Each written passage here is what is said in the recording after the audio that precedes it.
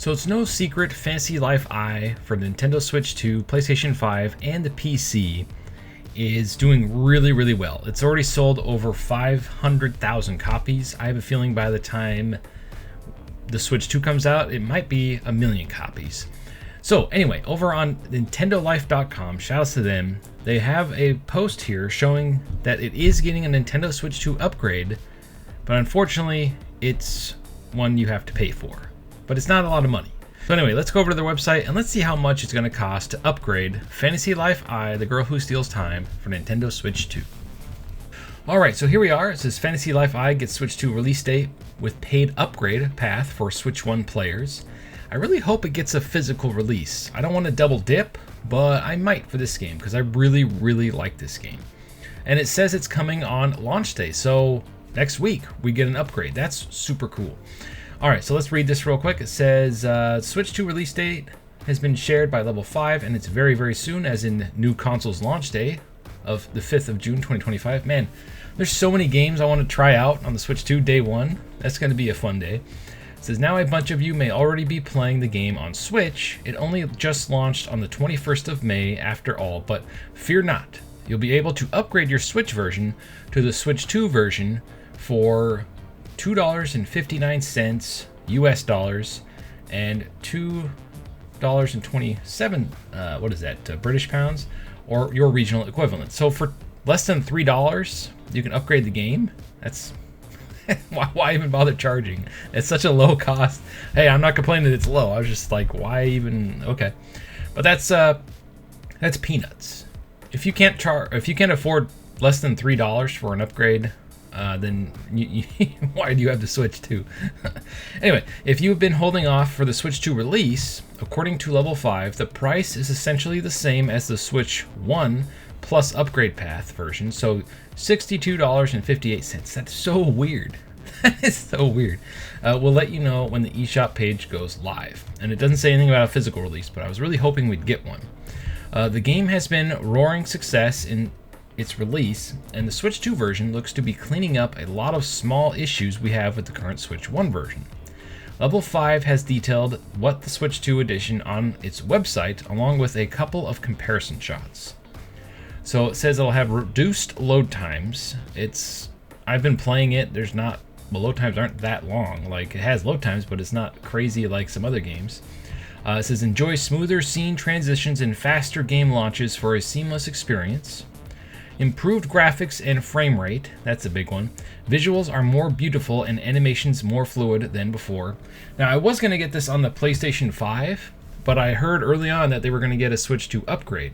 And since I'm getting the Switch 2 and this is a Switch channel, I figured why not get it on the Switch, get it going, and then when the Switch 2 comes out, play the living crap out of it. Because so far I'm loving the game, and I'm working on a review for the game on the channel. It's just, I play like crap ton of different games at the same time, so it'll be a minute. But if you want a review from a old man who doesn't usually play these type of games, although I did play Animal Crossing, I did play my time in was it Portia, the first one, not Sandrock. I started Sandrock, but I didn't like the way my character looked, so I barely played it. The gameplay was fun. Anyway, so here are some screenshots that we got. Shows a little better detail on the character itself, and it's kind of hard to tell with screenshots. You'll have to play the game and you'll notice the difference. The handheld screen itself on the Switch 2 is so much bigger and crisper, because I have the, what is it? Not the OLED Switch, but not the launch Switch either. I bought the first upgrade they did with the better battery life. That was kind of, they kept it kind of quiet, but it does have a better battery life. And like the screen on the Switch 2 is a lot bigger than that one. So it'll be nice to actually see what the heck's going on. So yeah, because my eyesight ain't so good. And then right here it shows a little more details. So yeah, once you actually play it, you'll actually see the upgrades. All right, and then they continue on here. It says the Switch 2 edition will also work on the Switch 1, but Level 5 specifies that features and performance will be in line with the Nintendo Switch version. So it's just reading the Switch 1 version, right? So this leads me to believe that there's going to be a physical copy. There is a physical copy for the Japanese version, but there's no physical copy for the US version, and that kind of sucks. I have a feeling they'll get one down the line so people double dip, because I know I would, because this game's super awesome. We're still working hard on our review, it says, of the Switch version of the game, so keep an eye on that. But we already have free DLC confirmed for Fantasy Life I, and the game has recently passed 500,000 units sold. So it says, finishes up here, will you be upgrading Fantasy Life I when Switch 2 launches? Let us know in the comments.